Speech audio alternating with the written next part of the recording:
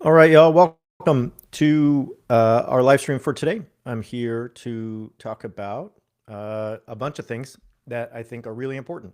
And first thing is we got troops headed to Portland. We've got Pete Hegseth calling a meeting of all the generals and 4 stars and 3 stars and others. And we've got some Christian nationalists who think that Charlie Kirk's murder is really kind of uh, the end of liberalism and progressivism in the United States. And so I want to jump into those things and tell you how they're all related. And one of the things that I think we need to conclude from today is just the fact that we're getting closer and closer to seeing that the midterm elections next year are not going to be normal. Okay. They're going to be anything but what they're supposed to be. And so we will see how all this crystallizes together here in 1 second. So thanks for joining me. Really appreciate y'all. Excited to jump in. So let's go.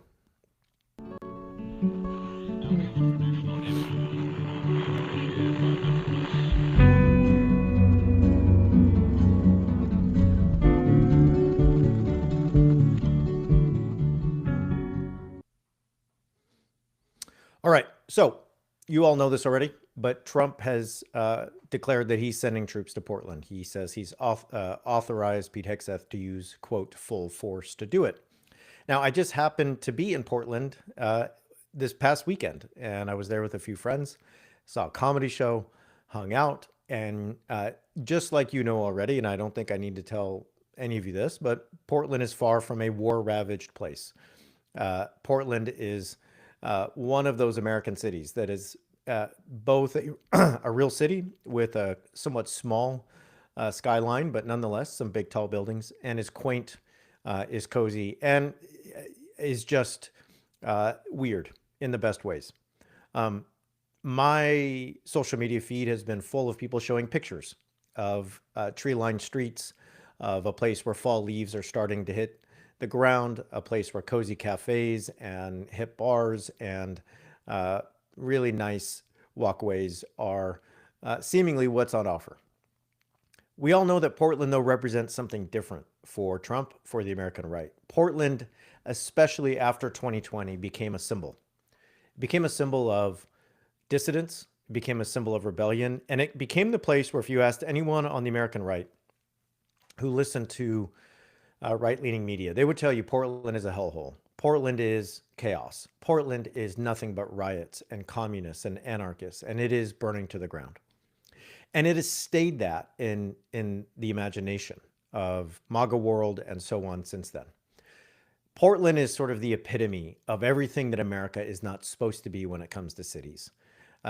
In one sense, it doesn't represent crime or blight, perhaps, like Baltimore or what they're trying to tell you Washington, D.C. is like.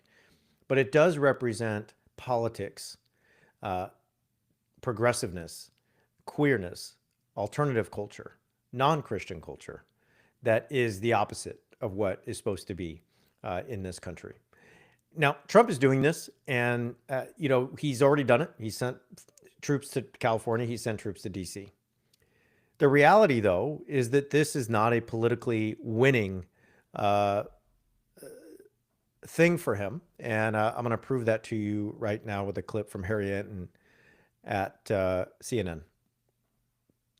This is fact check time. You know, the idea, oh, we're going to be hawkish on crime, we're going to be hawkish on immigration. It's good for us. But in fact, not necessarily. What are we talking about here? All right, Trump deploying National Guards to cities in the United States of America. Look at this. Just 42% of Americans support that idea of sending troops into cities like Portland. What about the opposition? Look at this. It's the lion's share. 58% opposed, and we're talking about 64% of independents who are opposed. So if Donald Trump thinks that potentially sending in the National Guard into cities like Portland is a winning political issue, the polling says, you are wrong, Mr. President. The most analogous situation is. All right. Now, I'm not going to lie. I don't like that 42%. That doesn't make me think, oh, I can go to bed tonight feeling great. 42% there just feels bad. That should be 10%. That should be 5%. It's not.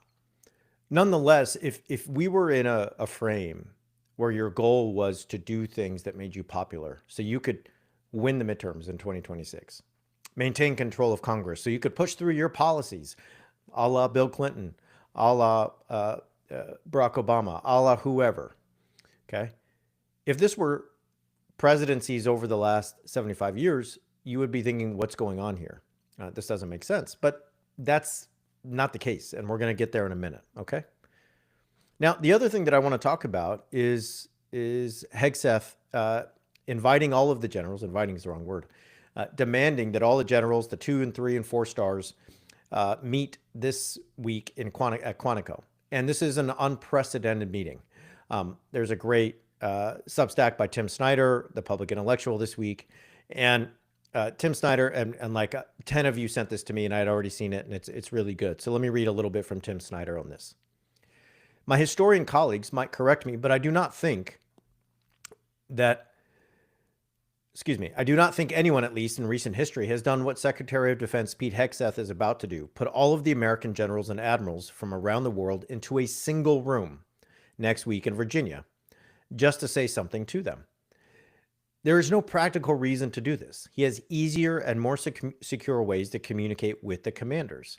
And there are obvious risks. The entire armed forces of the United States spread around the world will be without its leaders.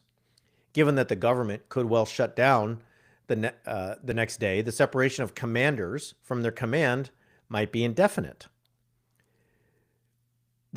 He also says, and if Hegseth has his way, these generals and admirals will be one in the same. He announced this in advance, which means that the entirety of the American command will be more vulnerable physically than in command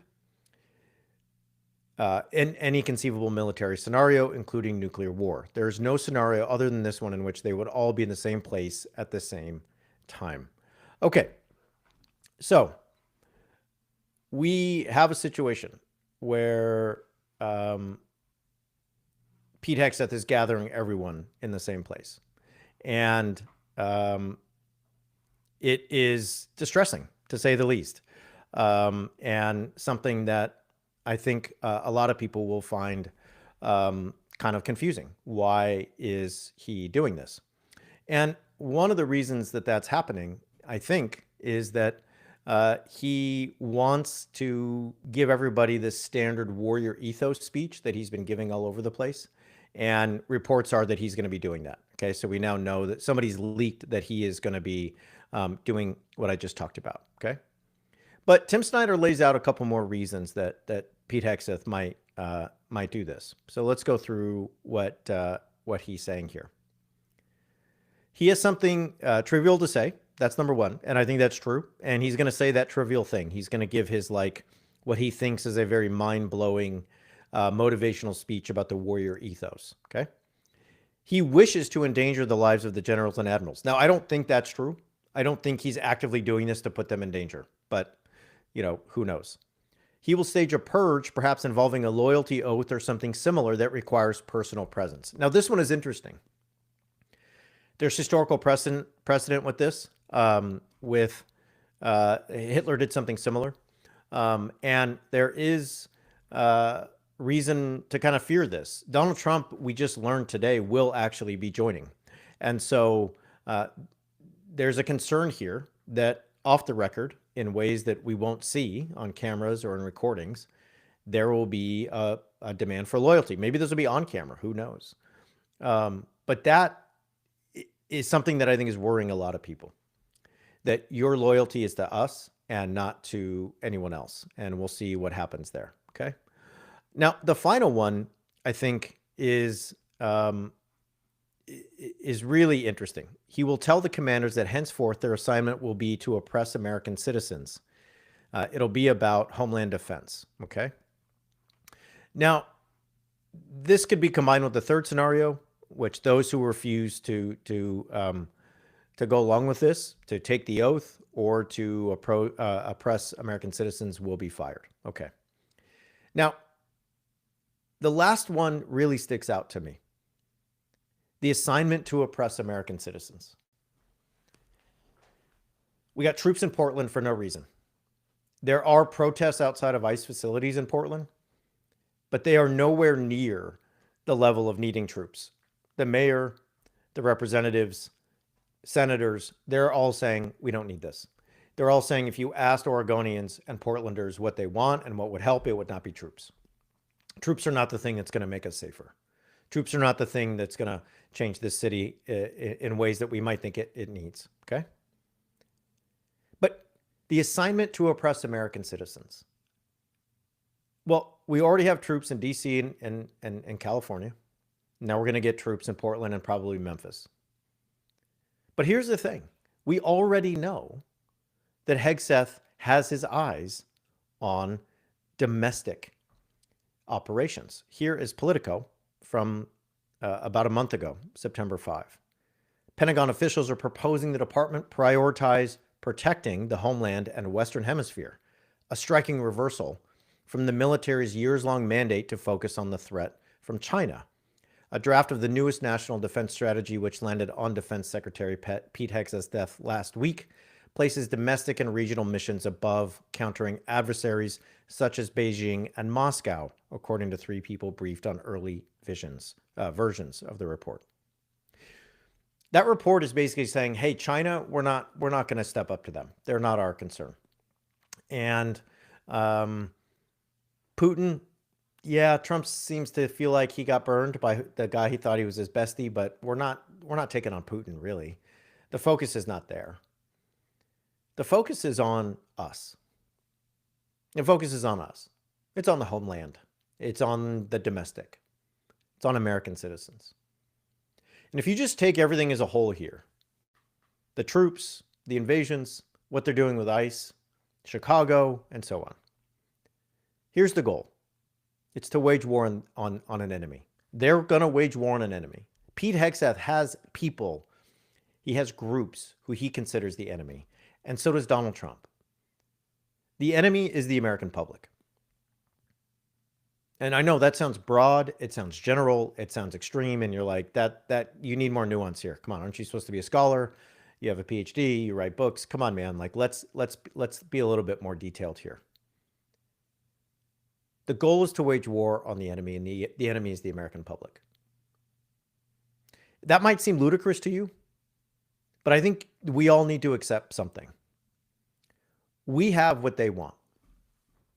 If you think about Donald Trump, if you think about the small circle of oligarchs around him, if you think about the people who have power in this country in relationship to Donald Trump, they want what you have.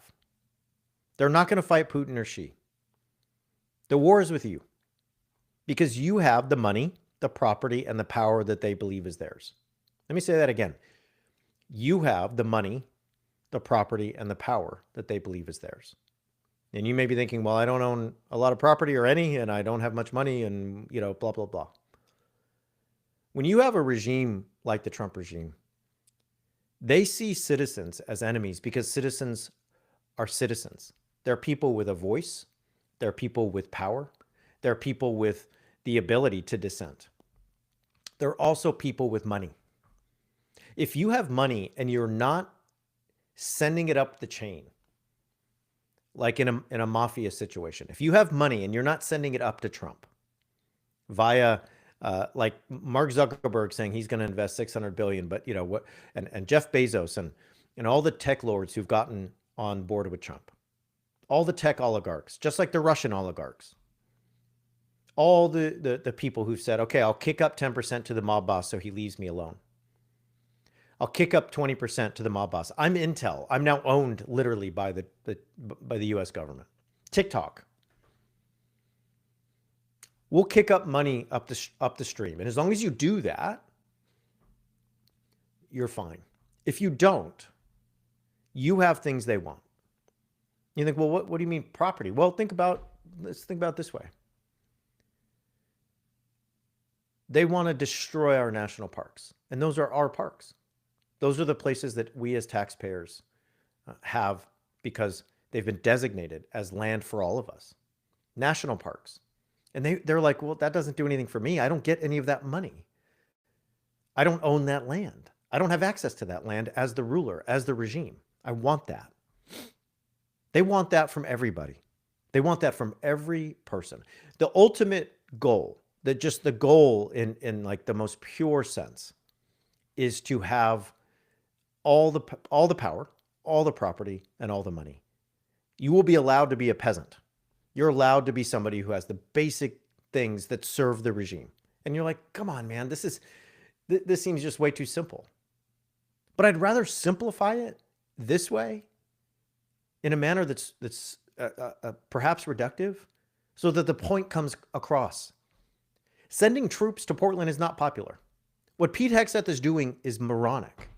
But the goal is neither to be popular nor to be strategic in terms of being a Department of Defense and a Secretary of War who actually is a competent leader in the eyes of your generals and your admirals. The goal is to wage war on us so that they can extract from us everything that they don't have yet. All the property, all the power, all the money. Now, right now, that is framed as a war with immigrants. I mean, we are seeing people being chased on bicycles, people being stopped while they're roofing, putting a roof on and having ice surround them so that if they come down from their roofing job, they will be taken away. We're seeing women assaulted in hallways by ICE agents trying to plead for mercy. People are being killed. People are being hospitalized. If you are a Latinx person in this country, it is a terrifying time where you're not sure if you can go to work or be at home or socialize without being accosted, without somebody asking for your passport or your papers. The goal right now is to say it's the immigrants. They have what we want. They have the jobs. They're not paying taxes. They have the power. California and the Democrats, they want to give them your health care. They want to give them your benefits, your houses. They have what we want: money and power, and in some cases, property. But the frame expands like every week, right? If you're a foreign dissident, if you're somebody here on a green card, if you're Mohsen Madawi, Mahmoud Khalil, if you're someone who speaks out and you're the least bit vulnerable, the war is against you. We might send you away. We might hold you in ICE detention. Since the murder of Charlie Kirk, it expanded officially to Antifa, whatever that is. So the war is now on Antifa, left-wing organizations that fund terror. So is that George Soros? Is that universities? Is that what? Well, we don't know, but the war is on them. And they're just going to decide who is in that group, and then they will wage war on them. Woke education, war's been there for a while now, right? Whether it's Harvard or Columbia, whether it's other places. The frame continues to expand. The people who fit into the category of domestic enemy, it grows by the week. The autocrat sees the people as his enemy when the people are anything but submissive peasants. When you have no capital and no property and no voice, no power, no ability to organize or speak freely, to practice your religion in ways that don't conform with the state, you are an enemy. You're a problem. You're something that needs to be put in line and have those things extracted from it. Property and power and voice, these are the currencies of their riches. And as long as you have any of them, you are the enemy. And what this leads to, in terms of like troops and the military, in terms of jailing citizens, building camps, that's all on the table. We'll see what Pete Hegseth says next week. We'll see what reports we get, or this week. We'll see what happens in Portland. We'll see what happens in Chicago. We'll see what happens in Memphis.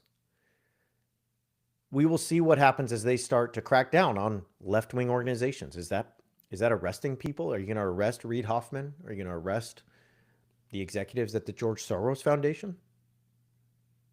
The ACLU? I mean, we'll see what this means. Are there going to be professor watch lists? Is TPUSA going to hand over their list to the federal government and say, oh, you guys take over? Maybe they already have. Jailing citizens without due process, building camps, I think all this is on the table. But you might be thinking today, well, that's not today. That's far off. Here's what I know today. They're making sure your vote won't matter like it should going forward. Let me say that again, because I want you to get that point. They're working to make sure your vote won't matter in 2026 and in 2028 like it should. Now, you may vote. You may vote. Don't get me wrong. But they want to make sure it doesn't count like it should. Now, we've already seen that. They're going to redistrict Texas. Done. They're going to redistrict other states. California says we're going to do it too now. So they're basically saying you might vote, but we've organized the board such that we already know that your vote won't make a difference, or organizing 10 votes or 100 votes or 1,000 votes or 10,000 or 100,000 votes won't matter. We've gamed the system here. Sorry. It's really hard to get out of our little maze. We want to make sure your vote doesn't matter like it should. And there's evidence of this. There's already evidence of redistricting. There's evidence of Trump saying we're going to nothing but mail-in ballots. But there's another piece of evidence here, and I want to play that for you now. And I think it's something worth paying attention to. This is Cleta Mitchell, the famous election lawyer for Trump, who is in the eyes of many of us disgraced, but she's still around and she's still doing her thing. But look, the president's authority is limited. The chief executive is limited in his role with regard to elections, except that where there is a threat to the national sovereignty of the United States, as I think that we can establish with the porous system that we have, then I think maybe the president is thinking that he will exercise some emergency powers to protect the federal elections going forward. Yeah, that. Did you all hear what she just said? Let's play it again. You ready? And I think maybe the president is thinking that he will exercise some emergency powers to protect the federal elections going forward. Exercise emergency powers to protect the elections going forward. So we need troops in Portland because Portland's so terrible. And that's what you're going to hear on Fox News. That's what you're going to hear on Newsmax. What you're going to hear on Tucker Carlson. It's what you're going to hear all over Instagram and TikTok and everywhere else. It's been that way for a long time. I'm glad they're doing it. And let's just go back to what we learned about like whether or not this is popular. 42% say let's do it. So that's 4 out of 10. That's not 2 out of 10. It's not 1 out of 10. It's 4 out of 10. So what happens when Trump says, look, it's so bad that we had to send troops. It's also so bad that I'm just not sure we can vote like we're supposed to, or I'm going to do things that will just make it hard for your vote to count like they should. And I know some of you know your stuff out there and you're like, well, Brad, the states control the voting. The states are in charge of that process. You can't get in the way of that, this and that. And my response would be, you're right. But how many things from January of this year till now has happened that you thought never would happen? Did you ever think that Elon Musk and Big Balls would be at the Treasury doing God knows what? Did you ever think that they'd be just sitting there looking at your Social Security information? Telling career staffers to leave today? A 19-year-old named Big Balls saying, get out. I don't care if you've served for 25 years at the State Department. This is your last day. Do you think that was going to happen? I mean, did we think that they were going to send National Guard troops to California? Did we think that they were going to occupy D.C.? I mean, we can go down the line. And to me, when you go from having troops sent to these cities, declaring war on Antifa, a quote-unquote major terrorist organization, whatever that means, and then saying, we might need to declare emergency in terms of a threat to American sovereignty. And that'll just mean that voting will be tough. It'll be tough to vote if we have a threat to our national sovereignty. Do y'all remember when they said that Venezuela was invading us so they could deport Venezuelans and do whatever they wanted without due process? Remember that?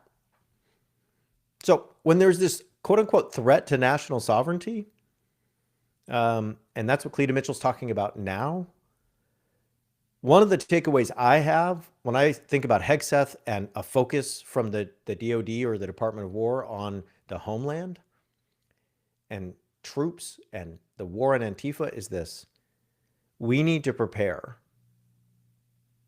for us not voting in 2026 like we're supposed to.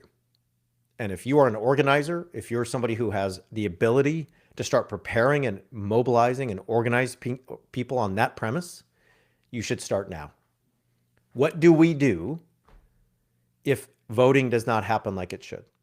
And you're like, well, okay. I mean, yeah, I mean, sure, man, this is fun. Like, you're doing scenarios and stuff today. Maybe it's Monday. You have a case of the Mondays. You're being a little more stark than usual, Brad. You're usually more measured. You're a scholar. Like, yeah. We just had an election, a special election, and Representative Grajava was elected. Representative Grajava, and some of you know the story already, New Mexico, is the 218th person who would sign the Epstein petition once she is sworn into Congress. Now, she's ready to roll. All of the election results are in. Now, the unofficial count isn't done, but all of the projections, all of the data is in. She won. She's on TV. She's on media saying, I'm ready. Let's go. Swear me in, Mike Johnson. And Mike Johnson's like, we're going to wait till October 14th until the official count's over. He's never done that before. This is completely against protocol. This is completely like not normal. This is completely singular. There's no reason to do it, except for they don't want the Epstein petition out. I'm sorry, the Epstein files out by way of the petition. I'm not going to go through all the mechanics of that today. You can look it up. But Representative Grajava, New Mexico, will be the 218th signer of the Epstein petition once she is in Congress. But he has not sat her yet. And she was ready to go 5 days ago, and she won't be sworn in for another 15. And what's going to happen October 14th, I don't know. What are they going to do at that point to make sure the Epstein files don't come out? What are they going to do then to make sure the news cycle or the mechanics or the process or the parliamentary actions, something? Like the Grajava story is a prologue. They're going to disrupt voting on the front end. They're going to call into question elections they lost on the back end. They're going to refuse to seat and swear in new Congress people because they'll lose their majority. These are the things I think about all the time. When I think about troops in Portland, I think about people getting hurt. I think about people being afraid. I think about people who are targeted for no other reason except for that they look and sound like somebody that ICE wants to talk to in their raids. I hate that. And then I zoom out and I think about what this means for voting and the fact that you are the domestic enemy. And you may not feel like you are today, but we all know how the poem goes, right? First they came for, and then the enemy list just gets so big that eventually, no matter who you are, you're on it, unless you submit, unless you give, unless you let all that you have be taken by the regime. Now, since Charlie Kirk died, there's been a growing chorus among Christian nationalists that this event, as tragic as it is, may be the thing that destroys leftism and progressivism in the United States for good. And none other than Doug Wilson has been talking about this. And let's see if I can get my clip to play. Hold on. I believe that history will show that Tyler Robinson, if he is convicted of firing the shot that killed Charlie Kirk, will also be revealed as the man who put a bullet in the neck of progressive leftism. But only if. One of the most important principles of war is pursuit. In electoral politics, pursuit means that any Republican legislature that has the opportunity to redraw their congressional districts has a moral obligation to do so, and to do so before the midterms. Be like Texas. This should all be done according to Hoyle and no dirty work. Of course not. The adversary will say that I'm urging legislators to go out there in order to mander the Jerry, but I laugh this suggestion to scorn. More likely, any manifestation of spine by Republicans on this issue will result in a significant number of Jerrys getting themselves unmandered, and about time too.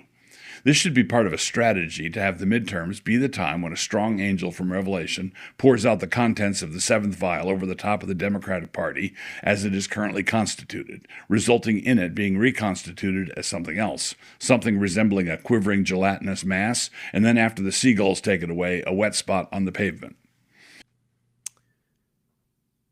There's more. I think that's enough. Y'all can listen to the full clip if you want to. I think I'll spare all of us any more of that. So I wrote a book. Some of you in the chat have said about this, have noticed. I wrote a book called Preparing for War, and I was like, hey, they're preparing for war. And I had people ask me, when I gave book talks and stuff, like, hey man, why the super aggressive title? I got kind of turned off by that. I don't want to read about that kind of thing, and I don't want to prepare for war. I'm not that kind of person. I don't like war. And I was like, I don't like war either. Sounds terrible. I'm not the one preparing for war. They are, and they have been for 75 years. And Doug Wilson just says it here, right? He just distills it into 1 minute. This is war. We need to put a bullet in the neck of progressivism. They shot Charlie Kirk, whoever they is, Tyler Robertson, whatever he represents. Well, he represents Antifa, leftism, progressivism, and the Democrats. So we need to they put a bullet in Charlie's neck. We're going to put a bullet in theirs. That means it's war. That means we pursue. That means we redistrict. That means we do everything we can to make sure that there is no more democracy, no more Democratic Party, no more leftism, no more difference. Okay. Now, why are they willing to go along? So hang out with me for a minute here. Okay. If the goal of an autocrat, if the goal of a regime like Trump's is to take from you your power, your property, and everything you have, why would they go along? Why would they want to give Trump their money, their voice, their property? And it's because they see most of you as their enemies, just like he does.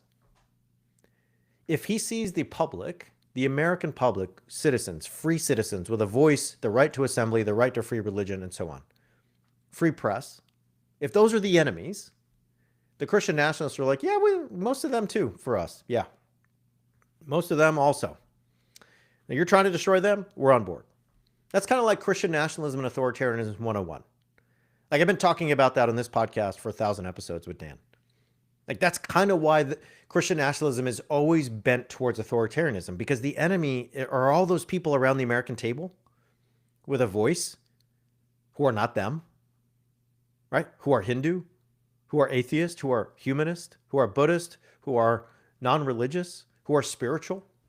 All those people who are mixed race and immigrants, those people who are queer and non-binary, when they look around them, the American table, they're like, no, this American table is, this is was set all wrong. None of these people should be sitting here. So if you over there, authoritarian, are trying to get rid of them, yep, we're with you. They see you, right, in the public square, living in a way that is not their way, as the enemy. They want those things and those people who embody them crushed. That's what they want. Now, what this has led to, and I think this is a good place to kind of go today and kind of finish up, and I can take a couple questions if y'all are interested. There's a piece by John Meyer at Slate from last week, and he says, look, you're comparing Trump to the wrong dictator. A lot of people want to talk about Hitler. People want to talk about Mussolini. People want to talk about whoever. But he really points to Francisco Franco. And Franco, is this mid-20th century fascist leader. If you don't want to use the word fascism, you can say autocratic leader, etc. But Franco reigns for 4 decades. And he does so by way of kind of 2 mechanisms. One is getting conservative and big business interests on his side. And when he was able to do that, he was able to consolidate power because those interests had so much sway over land, over resources, over media. Does that sound familiar? The Washington Post is now Jeff Bezos' operation, which is totally in the pocket of Trump. Meta, Instagram, Facebook, check. Twitter, check. CBS fired Colbert. ABC fired Kimmel, he's back, etc. Okay, great. Paramount, CNN, these are all going to be taken over, it seems like, by Trump allies. TikTok is on its way. So that's happening. That was Franco. And, you're so far, you're like, all right, well, we could talk about Orban. We could talk about a lot of authoritarians who play this game. That's a pretty universal authoritarian tactic, Brad. He did something else that was really important, is he tied the Catholic Church to his government. John Meyer says it's late.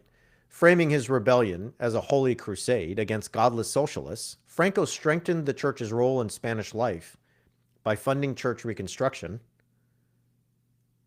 Anti-Christian task force, anyone? Reinstating religious education in schools. PragerU, anyone? Giving the clergy authority to censor anything they deemed anti-Catholic. White House Faith Office, Anti-Christian Bias Task Force, once again. The Catholic hierarchy relished their restored privileges and did little to oppose Franco's secret and not so secret oppression and incarceration of his enemies. To some of the faithful, Franco was the lesser of two evils. To others, his dictatorship was ethically righteous, God's imperfect vessel to preserve the power of the church. Franco made it so that you could not practice any religion in public other than Catholicism. He made it such that if you tried to practice a religion that was not Catholic, you were an enemy of the state. The Catholic memorials and icons, the Catholic statues, they dominated Spanish public life at this point. And to be Catholic was to be a good Spaniard. And so the Catholics, as Meyer say here, many of them at least, loved this because he destroyed all difference, all plurality, all diversity, all dissidence. There was no big round table where everyone was trying to raise their hand and say, hey, I have a voice too, right? I'm a citizen. There was no freedom of religion, freedom of assembly. There was no ability to say, well, yeah, we're a small group of Hindu people and we have our gathering place over here. There was no place to say, well, yeah, we're Baha'i or humanist. We get together on this day, do this thing. If you did that in the privacy of your own home and you kept quiet and you didn't talk about it with anyone, you might be okay. Otherwise, no. And if you go back and look at Franco is a fascination of the current American right. There are people who are so interested in him and so interested in his reign that they talk about how Franco is the guy that they want in their life. Franco is the one that they want as their model. But he has been, okay, hang with me. He has been sorry, we're having a slight technical difficulty here. 1 second.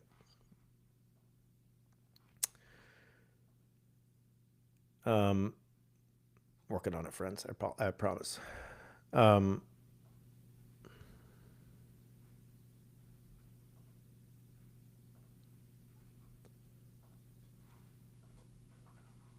All right. Franco was somebody that people now are really interested in, but let me just tell you a story and then I'll take questions. Franco was the guy that people in mid-20th century American life revered as Catholics. I've been doing a lot of work on this for a book I'm writing, and the amount of right-wing American Catholics who went to Franco's Spain, who went there because they specifically wanted to be in a country like his, is astounding. Franco's Spain was seen as right-wing American Catholics as the ideal place while Franco was in power. So one major example, some of you know this example, was Brent Bozell Jr. Brent Bozell Jr. is not an everyday household name, but Bozell Jr. was William F. Buckley's best friend, brother-in-law. They met at Yale, they were debate partners, the whole thing.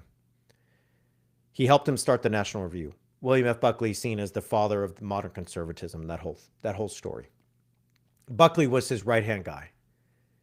But Buckley takes his family to Spain for a number of years, specifically because he said in Spain, the Catholic thing is everywhere. He was enchanted by it.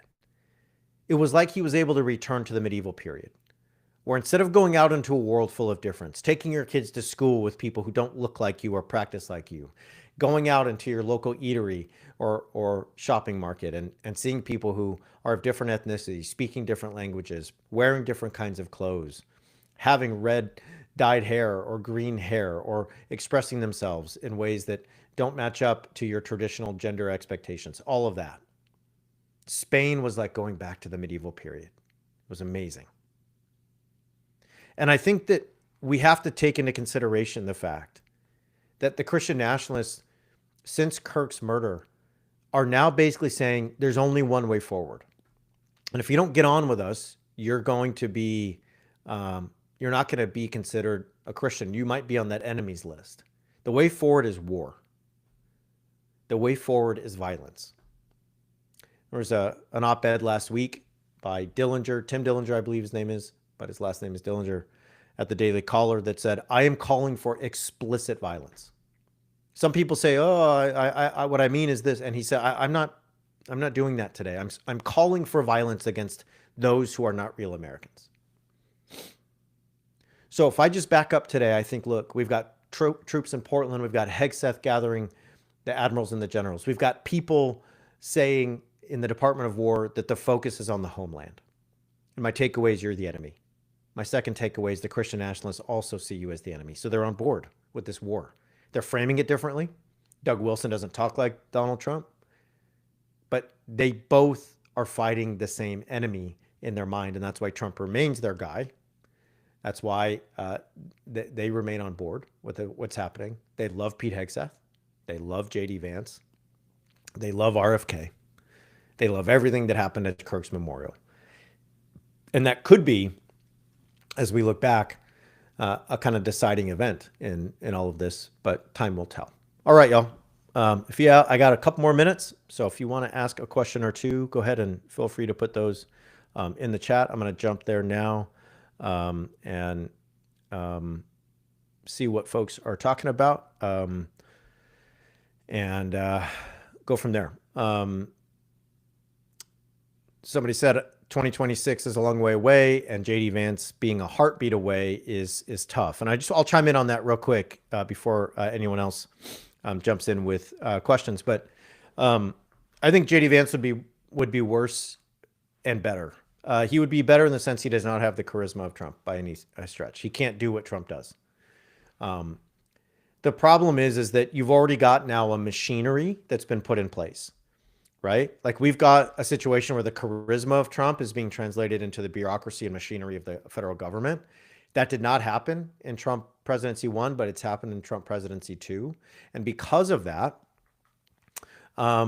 you're going to see a situation where even if Trump died today, tomorrow, next week, and JD Vance, who has much less aura, much less charisma, took over, think about what's already in place.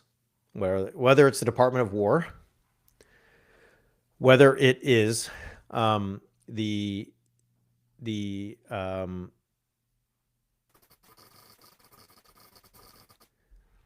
whether it is the judiciary, whether it is all the purges at state, all the purges at all the other places. Think about what you would see there. Okay. It's already in place. All right. What else? What else can I talk about here? Vance is more beholden to Thiel, and you're exactly right there. And Peter Thiel's a big part of this. I'm not going to do Thiel today. I'm writing a whole chapter on Thiel. I got more Thiel to talk about, so hang on tight there. But yes, that is somebody who definitely is on my mind. All right. Other questions? Somebody says, can Congress ask for UN advisors or supervisors, UN election supervisors? They could. I don't know what Congress would do that. It's not the one we have right now. So, right, like there's no majority for the party that would do that, if that party had any guts, which it's not clear that Hakeem Jeffries or Chuck Schumer have any of those. So I don't see that as a thing. All right. Here's a question from Hamlet. The question is, one second, y'all.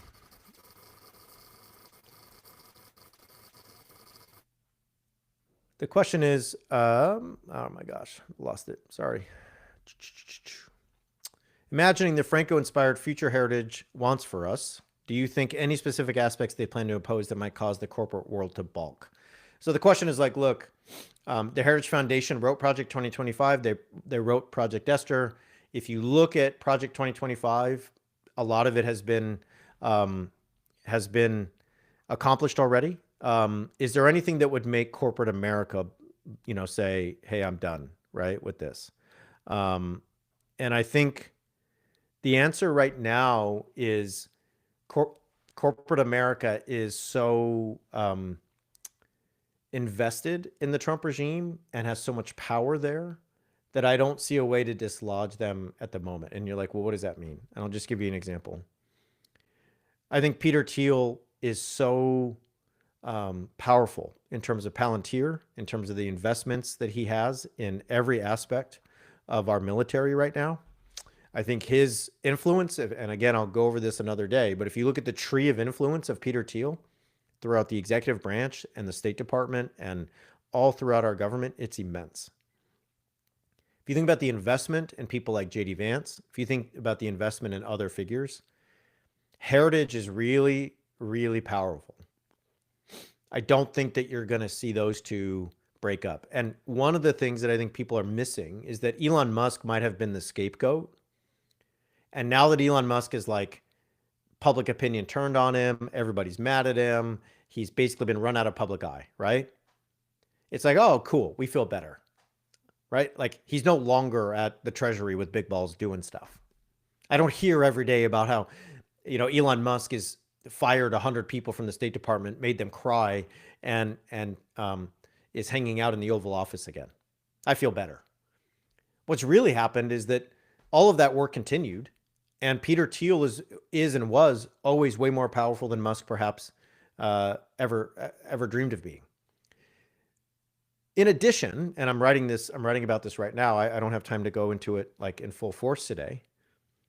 A lot of their interests align in the sense of they see the enemy and they see the goal in similar ways. There's a desire for the building of sovereign states, Christian nationalist enclaves, networked cities. Some of you are aware of that whole thing. There's a pro-natalist element on the American right, and especially Christian nationalist right. There's a deep pro-natalist element that's developed among the technocrats. Elon Musk has how many children, and so on and so on. So one thing that I'll point out, I've made this point on the show before, I'll point it out again today.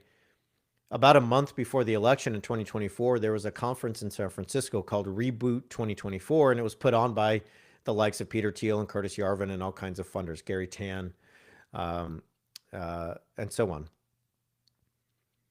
The special guest speaker that was revealed there was Kevin Roberts, president of the Heritage Foundation. And it was awkward. Not all the tech dudes were like on board with this Catholic guy in cowboy boots who was telling them about the American family and all this stuff. But nonetheless, that's who they thought should be the guy, right? And so all of that to say, the breakup is not coming anytime soon, period. So I'll leave that there for now. All right. How do we get people around us to take these issues seriously, other than being a one-woman PR campaign for Swatch? Thank you very much, Jess, for doing that. We appreciate it. Trying to educate people about the threats we're currently facing. I feel like I'm screaming into the void. And I hear you. And I would just say, like I always say, pick your issue, become somebody who's knowledgeable and able to spread the word on that issue, and don't give in and don't give up. Gather with others around you that know the direness of our situation, and continue to know that there are signs coming that everything I'm talking about today and everything I think most of you know is true. There's a recession coming. There are job numbers coming. There is a crumbling of American infrastructure and systems coming. There is all kinds of things on the horizon. Now, it may be too late at that point, but the more you see normal people witnessing their neighbors being kidnapped, their cities being occupied, and so on, some of them may wake up, but nonetheless, it may be too late. So I hear you, Jess, and I know that it's discouraging. I have crumbling healthcare is another one, Holly says. I think that's right. we can talk about the farmers, right? The farmers are in big trouble. We can talk about small businesses who can't like import and export stuff without tariffs. We can talk about businesses leaving. We can talk about, whether it's the auto industry and Korean nationals being held by ICE in Georgia, and that whole sort of sector. I mean, we can go all down the line. It's coming. Like, I'll remind you that Viktor Orban has made Hungary one of the poorest nations in Europe. Like, it is not an economically thriving country. Like that's the goal, is to take everything we have, not to challenge Putin or Xi or anyone else, right? So people will see it. It's just a matter of when. Okay. All right, y'all. Appreciate you joining me. I'm my second time on the live stream. Couple more technical issues today, but I think less than last week. So thanks for being patient with me and doing this. Thanks for spending your lunch hour here, or whatever time you've got to hang. We'll be back to Wednesday with It's in the Code, and Friday the weekly roundup. I'm going to be doing these live streams almost every Monday, so be on the lookout. But you can start to expect that I'll be here as much as I can, doing these and checking in with y'all. Hang in there. Keep your feet on the ground, keep your eyes forward, and don't give up. We'll catch you next time.